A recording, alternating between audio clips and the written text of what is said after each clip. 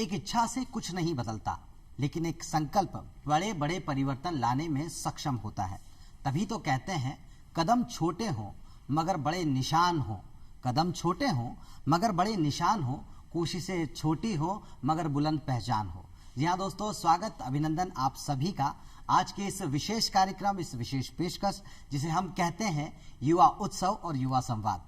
और आज युवा उत्सव और युवा संवाद मनाने के लिए हमारे पास, या यूं कहें कि आज़ादी के इस अमृत महोत्सव को मनाते हुए इस अमृत काल में, जैसा कि हमारे माननीय प्रधानमंत्री श्री नरेंद्र मोदी जी ने भी ये आह्वान किया है कि 2047 तक यानी आज़ादी के इस अमृत महोत्सव को मनाते हुए एक स्वर्णिम अध्याय की तरफ जब हम रुख करेंगे, अग्रसर होंगे, तब अपने लक्ष्य को और बड़ा कर लें। और इसी लक्ष्य में, जैसा कि कहा भी जाता है, बड़े बड़े अर्थशास्त्रियों ने, बड़े बड़े विद्वानों ने ये कहा है, किसी भी देश के विकास की आधारशिला वहाँ की जनता होती है। या यूं कहें कि अगर भारत देश की बात की जाए तो यहाँ की जनता का एक बहुत बड़ा भाग यहाँ के युवा हैं। तो युवाओं को आह्वान करना, युवाओं को पुकारना बड़ा ज़रूरी है, बड़ा लाजमी है। एक ऐसे ही युवा को आज हमने इस मंच पर स्वागत के लिए, या यूं कहें कि बातचीत करने के लिए, चर्चा करने के लिए बुलाया है। जी हाँ, मैं बात कर रहा हूं राष्ट्रीय पुरस्कार से सम्मानित समाज सेवी श्री कुलदीप वर्मा जी की। कुलदीप जी, स्टूडियो में आपका बहुत बहुत स्वागत है। बहुत बहुत धन्यवाद।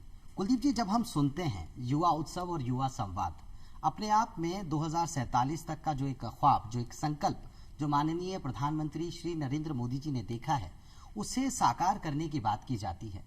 इस सपने को मैं चाहूंगा कि आप बताएं, ये सपना क्या है? पंच प्रण की बात मैं आपसे जानना चाहूंगा। सबसे पहले ये सपना क्या है, उसके बारे में आपसे जानना चाहेंगे। माननीय प्रधानमंत्री जी ने जो ये सपना देखा है और युवा उत्सव और युवा संवाद के माध्यम से ये सपना देखा है। युवा संवाद की हम बात करें कि युवाओं के विचारों के साथ वो 2047 में जो सपना देख रहे हैं जी, वो बहुत ही सराहनीय है।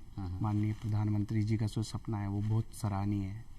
मैं बात करना चाहूँगा माननीय मोदी जी के जो पंच प्रण है, वो उनमें माननीय मोदी जी जो सपना देखते हैं विकसित भारत का। जी, पहला जो पहला प्रण है वो विकसित भारत का सपना देखते हैं। वो एकदम जिस तरीके से भारत का जो प्रगतिशील होने का सपना देख रहे हैं, वो भी वो सराहनीय प्रयास है। यहाँ पहले जो प्रण की बात आप बता रहे हैं कि राष्ट्रीय जो विकसितता, या यूं कहे कि भारत का जो विकास है, उसे लक्ष्य केंद्रित करते हुए काम करना है, आगे प्रयास करना है, आगे बढ़ना है। इस प्रयास की अगर मैं आपसे बात करूं, आप खुद भी 18 वर्ष की बहुत कम उम्र से ही एक समाज सेवी के तौर पे आप काम करते रहे हैं। और कहीं ना कहीं वो कहते हैं ना कि इंडिया यानी भारत यानी हिंदुस्तान, इसे फलता फूलता देखना हर किसी का एक लक्ष्य है, हर किसी का एक ख्वाब है। लेकिन वहीं अगर दूसरे इसके पहलू पर बात की जाए, अक्सर लोग कहते हैं ना कि कचरे को देख के या गंदगी को देख के हाथ नाक पे रख कर वहाँ से गुजर जाना, निकल जाना तो बड़ा आसान है, लेकिन उस कचरे को उठाना बड़ा मुश्किल है। तभी तो हमारे प्रधानमंत्री जी कहते हैं जो कचरा उठाते हैं असल में वही सफाई वाले हैं, असल सफाई का काम वही करते हैं। और ठीक वैसा ही काम आज युवाओं से आह्वान करके कोशिश की जाए कि आपने भी कुछ वैसा ही किया है। तो सबसे पहले उस लक्ष्य की तरफ जो हम चाहते हैं ना कि विकसित भारत हमारा हो, स्वच्छ भारत हो, स्वस्थ भारत हो, समृद्ध भारत हो, वो सपना आपने कैसे जिया, वो सपना आपने कैसे उन पहलुओं पर काम किया, ये मैं जानना चाहूँगा। देखो, होता ऐसा है कि जिस उम्र में युवा अपना भविष्य निखारने का और भविष्य बनाने का सपना देखता है जी, उस उम्र में मैंने, और मैं धन्यवाद दूंगा मेरे परिवार को भी, सभी जनों को, कि उनका भी बहुत बड़ा सहयोग रहा मेरे ऊपर, तो उनका भी मैं धन्यवाद दूंगा।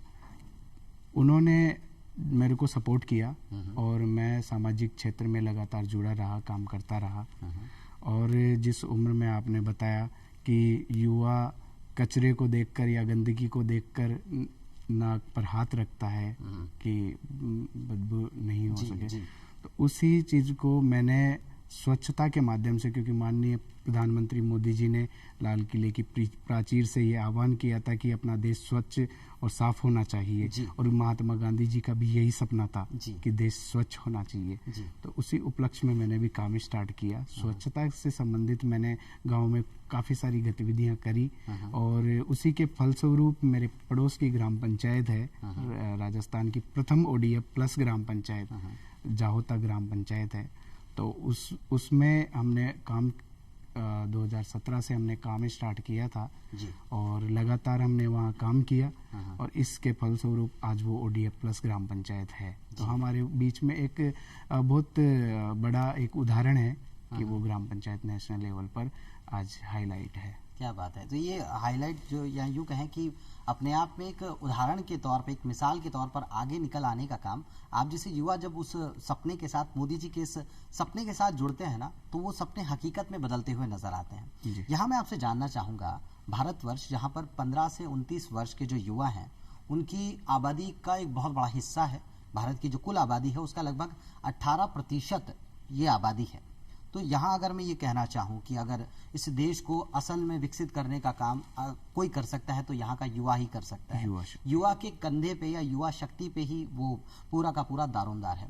यहाँ मैं आपसे एक बात और जानना चाहूँगा, जो पंच प्रण की जो बात की जाती है, विकसित भारत का सपना देखना, साथ ही साथ राष्ट्रीय एकता और एकजुटता की बात की जाती है, उसके बारे में आप क्या कहना चाहेंगे? राष्ट्रीय एकता और एकजुटता के बारे में मैं बात करना चाहूँगा कि अभी का जो युवा है वो कहीं ना कहीं जातियों में, कहीं ना कहीं धर्म, कहीं ना कहीं संप्रदाय आदि क्षेत्रों में ज़्यादा बटा हुआ है।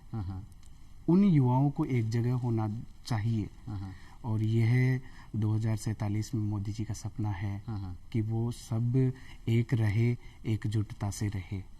तो जो बटे हुए लोग हैं उनको मोदी जी भी ये देखते हैं, और हम भी ये देखना चाहेंगे कि 2047 में सभी एक हो और एक समान रूप से वो अपना निवास, यानी एकजुटता। और कहते हैं ना कि कहीं ना कहीं जो राष्ट्रीय एकता की बात की जाती है, जो आप भी कहना चाहते हैं कि सबसे पहले जो पहचान हो वो भारतीय होनी चाहिए, भारतीय युवा होनी चाहिए। तो शायद हम एक बहुत अच्छे और एक समृद्ध भारत का एक जो सपना है उसे साकार कर पाएंगे।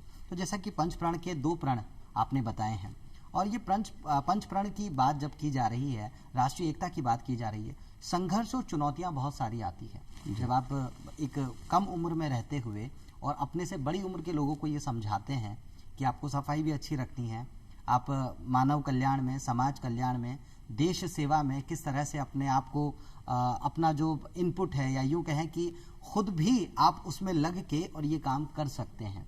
तो आप खुद को तो समझा सकते हैं, लेकिन जब दूसरों को समझाने की बारी आती है, थोड़ी सी संघर्ष और थोड़ी सी चुनौतियां बढ़ जाती हैं। क्या आपके साथ भी ऐसा हुआ?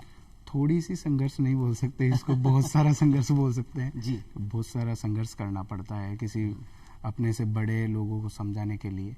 2047 का जो सपना है भारत का, एक भारत श्रेष्ठ भारत, जहां राष्ट्रीय एकता और एकजुटता की बात की जाती है, मैं आपसे भी यही जानना चाहूँगा, जब आप खुद कम उम्र के होते हैं, आप खुद युवा हैं, हालांकि आपके आह्वान में वो दम, या यूँ कहें आपके आह्वान में वो शक्ति होती है, लेकिन बावजूद इसके अपने से बड़ी उम्र के लोगों को समझाना कितना चुनौतीपूर्ण रहा आपके लिए? जी, बहुत चुनौतीपूर्ण रहता है, और जिस तरीके से हमने काम किया है उसमें लोगों का सहयोग लेना या लोगों को कहना ये चीज़, और उनके द्वारा मानना या नहीं मानना, ये उनके ऊपर रहता है जी। लेकिन प्रयास जब करते हैं तो वो जरूर सफल होते हैं। तो हमने प्रयास किया था, ग्राम पंचायत में ही हमने ये काम जब स्टार्ट किया था, तो सभी लोगों से 2-2 रुपए कलेक्ट किए, 5 रुपए कलेक्ट किए, जो जितना सहयोग देना चाहे उतना हमने उनसे सहयोग लिया, सहभागिता बढ़ जाए, ताकि लोगों की सहभागिता बढ़े। और फिर उसी पैसे से डस्टबिन वितरित करने का काम हमने किया, स्वच्छता दूत चलाकर कचरा इकट्ठा करने का काम हमने किया। तो उस तरीके से लोगों की सहभागिता बढ़ी, और ये चुनौतीपूर्ण तो था ही, लेकिन उस चुनौती को हमने आसान बना दिया लोगों का सहयोग लेकर। तो ये बात 2017 की है जहां तक मैं जान पाया। जी बिल्कुल। तो 2017 में जब स्वच्छ भारत की जो परिकल्पना की जा रही थी, और हमने खुद ने भी देखा कि एक सुबह जो वो लहर उठती है, जब हमें वो जगाती है, स्वच्छ भारत का इरादा हमने कर लिया, तो वो इरादा हर रोज जब आप लोगों को बताते हैं, लोगों को उस इरादे से जोड़ते हैं, तो आपने बताया कि लोगों की सहभागिता का होना बड़ा जरूरी है, जो कहीं ना कहीं आगे जाके हमें राष्ट्रीय एकता और राष्ट्रीय एकजुटता के लिए भी हमें आगे बढ़ाती है। पंच प्रण के ये 2 प्रण, जैसा कि आपने बताया, विकसित भारत की परिकल्पना और साथ ही साथ राष्ट्रीय एकता, एकजुटता की बात। इसके आगे एक और बात आती है, वो कहते हैं ना, जो जितना सोचता है वो उतना ही खोजता है। खोज और सोच की जो एक कहानी है, यदि गुलामी की जंजीर में बंध जाए तो दिक्कतें, यानी यूं कहें कि परेशानियां थोड़ी सी बढ़ जाती है। मैं आपसे यही जानना चाहूंगा, जो तीसरा प्रण है कि गुलामी की सोच से मुक्ति, यानी उस जो आपकी सोच जो है वो एकदम कैद सी हो गई है, उससे मुक्ति या उससे बाहर निकल पाना, आपने खुद ने भी काफी प्रयास किए हैं, लोगों को समझाया है, समझाइशें की है, कितना मुश्किल कितना आसान आपके लिए था? देखो, प्रधानमंत्री जी का जो तीसरा प्रण है, गुलामी की सोच से मुक्ति, बहुत जरूरी है।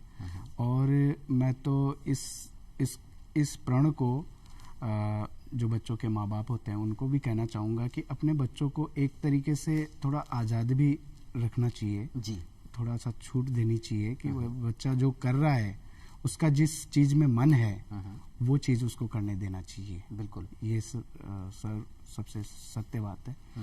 तो मेरा मन था कि मैं सोशल सेक्टर में काम करूं, और उस काम को लेकर मैंने काम किया, तो घर वालों ने सपोर्ट भी किया।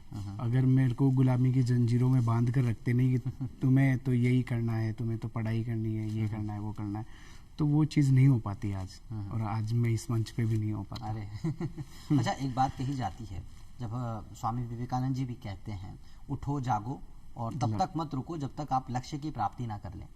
आप जब भी कोई काम शुरुआत आप करते हैं, एक बड़े लक्ष्य के साथ आपको शुरू करना पड़ता है।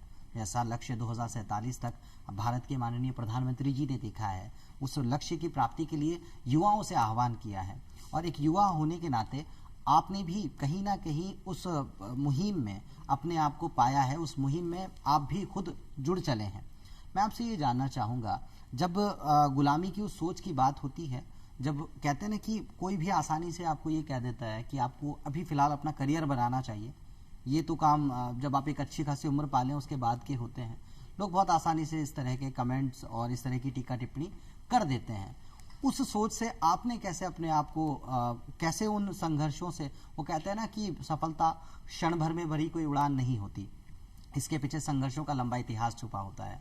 तो वो जो संघर्ष था गुलामी की सोच वाला, क्योंकि होता है ना, घर से तो पूरा सपोर्ट मिल रहा है, लेकिन समाज से क्या वो सपोर्ट मिल रहा था? क्या कहना चाहेंगे? देखो, घर से सपोर्ट मिलता है जी, और समाज से भी थोड़ा बहुत सपोर्ट करने वाले लोग रहते हैं, और कई लोग ऐसे भी हैं कि नीचा झुकाने के लिए भी काम करते हैं, जो डिमोटिवेट करते हैं, डिमोटिवेट भी करते हैं। तो ऐसे में हमने काम किया है, और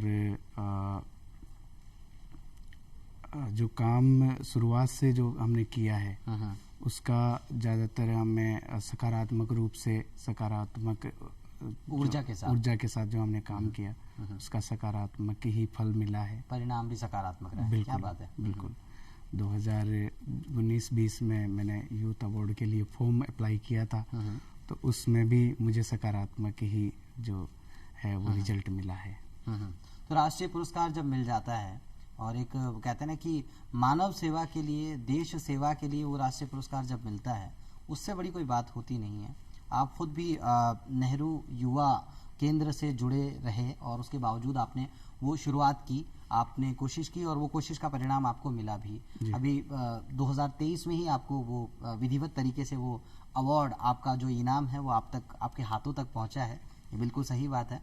तो उन लोगों के लिए जो गुलामी की सोच रखते हैं, जो सोचते हैं कि नहीं फिलहाल आपको अपना करियर बनाना चाहिए, या क्या करेंगे, देश सेवा करने के लिए तो पूरी जिंदगी पड़ी है, लोग इस तरह के बहाने करते हैं, उनके लिए शायद एक बहुत बड़ा मिसाल ये है, बहुत बड़ा एक उदाहरण है कि जब आप करना कुछ चाहते हैं तो कर देना चाहिए। तभी तो कहते हैं ना, कुछ खास करो, इतिहास करो, और वो अपने आप में ऐतिहासिक हो भी जाता है। यहाँ मैं आपसे जानना चाहूँगा, पंच प्रण में ही नागरिक कर्तव्य जो पालन है उस पे भी काफ़ी जोर दिया गया है।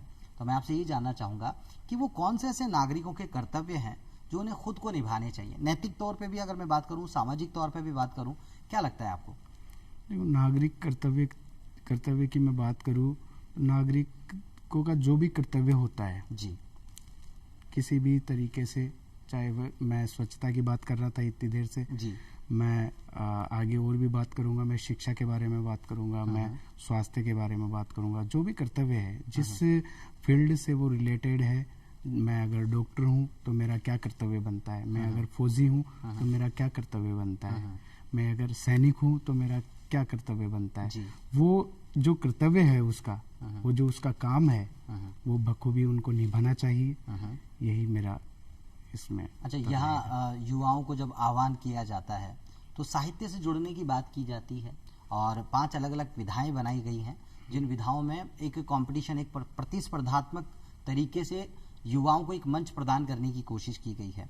जिनमें अगर मैं बात करूं कि युवा कलाकारों की खोज, जहां चित्रकारी की बात की जाए, चित्रकारी में कैसे युवा आगे आ सकते हैं, वो एक प्रतिस्पर्धा यहाँ हुई है। उसके साथ साथ युवा लेखकों की खोज, जिसमें काव्य रचना की अगर हम बात करें, साहित्य की बात करें, उससे जुड़ाव कितना युवाओं का रहा या होना चाहिए, उसके लिए कोशिश की गई कि जिला स्तर पे, राज्य स्तर पे और राष्ट्रीय स्तर पे, तीनों ही स्तर पे उस पहचान को और थोड़ा बुलंद बनाया जाए और थोड़ा बड़ा बनाया जाए। आप क्या कहना चाहेंगे इस बारे में? जी, ये जो कंपटीशन है माननीय प्रधानमंत्री जी ने 1 साल पहले से ही शुरू कर दिया था जी। और नेहरू युवा केंद्र से, जैसे मैं आपको बताया भी था कि मैं जुड़ा हुआ हूँ नेहरू युवा केंद्र से, तो उन्होंने ये कंपटीशन 1 साल पहले करवा चुके हैं। जिले लेवल के जो भी कंपटीशन है अब होंगे, स्टेट लेवल पर होंगे। तो ये कंपटीशन युवाओं को एक मंच प्रदान करने के कंपटीशन है जी। बहुत ही ये जो प्रयास है मोदी जी ने जो चलाए हैं बहुत ही सराहनीय है, क्योंकि सबको प्लेटफॉर्म नहीं मिल पाता।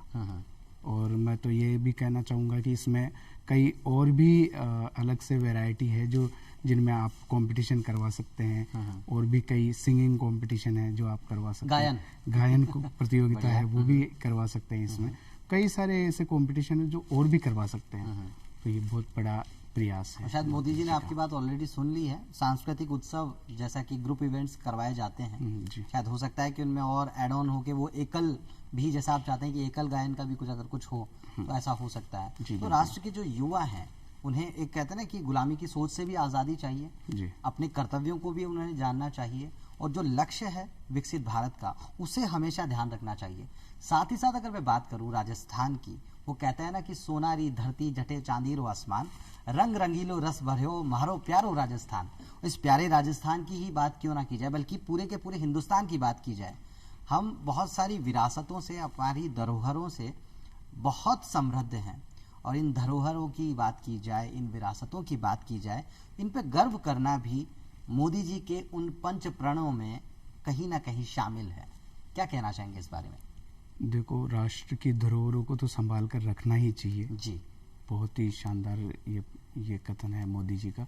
और इसमें मैं थोड़ा सा अनुभव भी बताऊंगा कि हमने काम भी किया है इसके ऊपर, क्योंकि मैं बोलने पर कम विश्वास रखता हूँ, काम पर ज़्यादा विश्वास रखता हूँ। तो हमने ये काम भी किया है। जो जावता ग्राम पंचायत थी उसमें जो पुराने घर थे, जो खंडर पड़े थे, वीरान पड़े थे, उनको हमने पुतवा कर नया बनवाया। आज उस ग्राम पंचायत में देखेंगे कि जो पुरानी धरोहरें हैं उनको, जिनकी वो धरोहरें थी, जिन लोगों की थी जो छोड़कर चले गए थे, जयपुर आकर बस गए थे या फिर शहरों में आके बस गए थे, उनको समझाइश करवाया उनको, और उनसे थोड़ा पैसा लेकर उनसे रंग रोगन करवा दिया। आज वो सेल्फी पॉइंट बन गई है वो दीवारें। तो इस तरीके से जब धरोहर को संभाल कर रखेंगे, हमारी पुरानी विरासत है उनको हम संभाल कर रखेंगे, तो वो आगे तक हमारे काम आएगी। और कहते भी है ना कि पेड़ वही सूखता है जो अपनी जड़ों को छोड़ देता है। यदि अगर आप अपनी जड़ों पे पकड़ आपकी अच्छी है तो आप निश्चित तौर से फलेंगे भी, फूलेंगे भी। अच्छा, ये फलने फूलने की बात जब की जाती है, जल संरक्षण की बात की जाती है, एक बहुत खूबसूरत सा डेटा है जिस काम को करने के बाद मैं चाहूँगा आपकी ज़बानी वो सुनना चाहूँगा कि जब आप जल संरक्षण के लिए लोगों को कहीं ना कहीं प्रेरित कर रहे थे, लोगों को आप जागरूक कर रहे थे, उस जागरूकता का फल आपको मिला। मैं चाहूँगा कि हमारे दर्शकों को आप बताएं। जी, मैं दर्शकों को बताना चाहूँगा कि वृक्षारोपण में हमने काम किया, जल संरक्षण और वाटर मैनेजमेंट, जो दूषित जल प्रबंधन होता है जी, उसका हमने काम किया। तो मैं दर्शकों को बताऊंगा कि आज उसका परिणाम ऐसा आया है कि आज उस ग्राम पंचायत की ये हालत है कि 0.6% उसका वाटर लेवल ऊपर आया है, जल स्तर ऊपर जल उठा है। स्तर ऊपर उठा है। अरे वाह। वो उस वाटर मैनेज सिस्टम का इतना प्रभाव पड़ा है कि उस ग्राम पंचायत में उसका जल स्तर बढ़ा है। वाह। तो ये भी बहुत मुख्य बात है। अच्छा, यहाँ साथ ही साथ जानने योग्य बात ये भी है, जल संरक्षण या यूं कहें प्रकृति प्रेम, प्रकृति जो हमें सब कुछ देती है उसे हम कितना संभाल के रखते हैं, और ऐसा भी होता है जितना हम उसे संभालते हैं वो उतनी ही बढ़ती है। आप भी इस बात से इत्तेफाक रखते होंगे। तो प्रकृति प्रेम को लेकर जैसा कि आपने बताया कि वृक्षारोपण किया, एक कहा यह जाता है किसी भी काम को शुरू करना बड़ा आसान होता है, उसे खत्म करना उससे भी ज्यादा आसान होता है। सबसे मुश्किल होता है उस काम को सतत रूप से लगातार जारी रखना। आपने वो किया भी, यानी 100 से ज्यादा आपने जो प्लांटेशन, जो वृक्षारोपण, पौधारोपण जो आपने सोचा था कि हमें करना है, उसमें आप कितना सक्सेस हुए और आज किस स्थिति में वो पेड़ पौधे हैं, उसके बारे में थोड़ा सा बताएं। एक 100 का तो मैंने एक एग्जाम्पल बताया था जी। अनगिनत वृक्ष हमने लगाए हैं और कई संस्थाओं के साथ मिलकर भी हमने ये मुहिम को अंजाम दिया है। तो वृक्षारोपण की जहाँ मैं बात करूँ, एक एग्जाम्पल मैं बताऊंगा। एक अनुभव है हमारा कि गर्मियों के दिन थे और 21 जून का वो तारीख था जब अंतर्राष्ट्रीय योगा दिवस मनाया जाता है। उस समय हमने टारगेट ले लिया कि 100 वृक्ष ही लगाएंगे हम, और वो भी लगाएंगे तो पर्वत के ऊपर लगाएंगे। हमारे पास में ही है, दादर धाम नाम से एक पर्वत है, तो हमने वो जगह चुनी। तो जगह तो चुन ली, जगह चुनना भी आसान था, और उसके फलस्वरूप हमने काम करना जब स्टार्ट किया और हमारी टीम ने जब काम करना स्टार्ट किया वहाँ, तो 3 दिन तो हमें गड्ढे बनाने में लग गए। तो ये बहुत मुश्किल था, और हाथों में जो वो बन जाते हैं छाले, वो हो गए गड्ढे बनाने में, और 1 फीट से ज़्यादा गड्ढा हमारे से बना नहीं हुआ। तो इस तरीके से की मुश्किलें काफ़ी आती है। सामाजिक क्षेत्र में काम करने से भी काफ़ी मुश्किलें आती है। फिर वहाँ पेड़ हमने लगाए भी, और आज उन पेड़ों को हम देखते हैं तो खिले खिले देखते हैं, तो बहुत अच्छा लगा हमें। वो भी एक बहुत अच्छा अनुभव है हमारे जीवन का। अच्छा, इस अनुभव की बात की जाए, और मैं फिर से ये बताना चाहूँगा, 15 से 29 वर्ष आयु के जो हमारे देश के युवा हैं, ये अलग अलग विधाएँ जिनमें ये प्रतिस्पर्धाएँ हो रही हैं, और साथ ही साथ आपने खुद ने भी बताया आपकी किस तरह से आपने मानव कल्याण के लिए, देश कल्याण के लिए, देश प्रेम में कहीं ना कहीं उस प्रेम को निभाने के लिए आपने जो मानव सेवा की है, जिसके फलस्वरूप आपको राष्ट्रीय पुरस्कार से यूथ पुरस्कार से, युवा पुरस्कार से आपको सम्मानित किया गया है। जब सम्मान आपको मिल जाता है तो कई बार ऐसा नहीं लगता है कि जिम्मेदारी अब तो और बढ़ गई है, अब तो और बहुत कुछ करना है। वो कहते हैं ना, अभी तो नापी है महज मुट्ठी भर जमी, अभी तो पूरा आसमां बाकी है, परिंदे की असली उड़ान अभी बाकी है। तो क्या कहना चाहेंगे इस बारे में आप? इस बारे में कहना चाहूँगा कि जब से 16 जनवरी 2023 को मुझे अवार्ड मिला है राष्ट्रीय युवा पुरस्कार का, और मैं धन्यवाद दूंगा युवा कार्यक्रम खेल मंत्रालय भारत सरकार को कि मुझे आज इस अवार्ड से उन्होंने नवाजा है। तो उनका भी बहुत बहुत धन्यवाद। और जब मैं अवार्ड के बारे में सोचता हूँ, और मैं आपको बताना चाहूँगा आज, और दूरदर्शन के माध्यम से ये कहना चाहूँगा कि मैं इस सपने को, युवा पुरस्कार प्राप्त करने का जो सपना था मेरा, मैं ये दिन में भी देखता था। अरे वाह, रात में तो देखता ही था, लेकिन दिन में भी देखता था। मेरा एक सपना था और मेरा एक लक्ष्य था जो कि मुझे मिला है, मुझे प्राप्त हुआ है। तो काम के माध्यम से और कई ऐसे सामाजिक सरोकारों के माध्यम से मुझे ये अवार्ड प्राप्त हुआ है। तो वो कहते भी हैं सपनों का कोई आकार नहीं होता, और सपना वो क्या ही रहा जो साकार नहीं होता। सपना तो वो हो कि जो साकार हो। आपने वो सपने साकार भी किए हैं, और 2047 तक जो हमारा सपना है, पूरे हिंदुस्तान का सपना है, आदरणीय, परम आदरणीय श्री नरेंद्र मोदी जी जो हमारे भारत देश के प्रधानमंत्री हैं, जिन्होंने युवाओं को आह्वान दिया है, युवाओं से वो पुकार की है, युवाओं से कहा है कि 2047 तक आज़ादी के अमृत महोत्सव, इस अमृत काल से होते हुए एक स्वर्णिम अध्याय की तरफ हमें जाना है। वो 100 वर्ष जब पूरे होंगे आज़ादी के, तब वाकई में भारत एक विश्व गुरु बन के लोगों के सामने जो अब तक रहा है, वो वाकई में सर्वश्रेष्ठ विश्व गुरु बनकर रहेगा। यहाँ मैं आपसे एक और बात जानना चाहूँगा, दर्शकों को कोई खास या कोई विशेष संदेश आप देना चाहेंगे? युवाओं को खास तौर से आप कुछ कहना चाहेंगे मुश्किलें तो आती हैं, जैसा कि आपने बताया, मुश्किलें जितनी मुश्किल हों, कोशिशें उतनी जिंदा दिल हो। क्या कुछ कहना चाहेंगे आप? मैं दर्शकों को और युवाओं को ये कहना चाहूँगा कि युवा हमेशा प्रयत्न करते रहना चाहिए जी। एक बार में प्रयास नहीं मिलता, प्रयास हमेशा जारी रखना चाहिए, चाहे वो किसी भी फील्ड में हो। अगर वो गवर्नमेंट जॉब की तैयारी कर रहे हैं तो उनको गवर्नमेंट जॉब में प्रयास रहना चाहिए। एक बार में प्रयास नहीं मिलता, दूसरी बार, तीसरी बार, चौथी बार प्रयास करना चाहिए। मैंने मेरी बात कहूँगा, मैं अवार्ड का जब फाइल मैं सबमिट कराता था तो फर्स्ट बार में नहीं हुआ, दूसरी बार में नहीं हुआ, तीसरी बार में भी नहीं हुआ, चौथी बार में मेरा अवार्ड में सिलेक्शन हुआ है। क्या बात है। तो इस तरीके से प्रयास करना चाहिए, प्रयास को कभी छोड़ना नहीं चाहिए जब तक हमारा लक्ष्य प्राप्त ना हो जाए। क्या बात। ये सबसे बड़ा संदेश है। वो कहते भी है ना, यूं ही जमाने में आपकी जय जयकार नहीं होती और कोशिश करने वालों की कभी हार नहीं होती। कोशिशें हमेशा करते रहना है, और आज का युवा अगर इस तरह की कोशिशें करेगा तो निश्चित तौर से वो युवा खुद भी और ये पूरा का पूरा भारतवर्ष विकसित होगा, और निश्चित तौर से जो सपना भारत के प्रधानमंत्री माननीय नरेंद्र मोदी जी ने देखा है वो सपना साकार होगा। तो कुलदीप जी, आज आप स्टूडियो में आए, बहुत बहुत आपका धन्यवाद। बहुत सारी जो आप पूरी की पूरी जो बातचीत की जो ये यात्रा रही, बहुत सुखद आपके साथ रही। अगली बार फिर से आपसे मुलाकात करेंगे। तो दोस्तों, ये थे हमारे साथ राष्ट्रीय युवा पुरस्कार से सम्मानित कुलदीप वर्मा जी, जिन्होंने इतनी कम उम्र में इतने बड़े बड़े लक्ष्यों को साधा है, और यही आह्वान किया है कि बाकी के युवा भी लक्ष्य बड़ा करें और अपने उन्हीं सभी लक्ष्यों की पूर्ति करें, उन सभी लक्ष्यों को पूरा करें। दोस्तों, अगले अंक में फिर होगी आपसे मुलाकात, तब तक के लिए दीजिए इजाजत। धन्यवाद।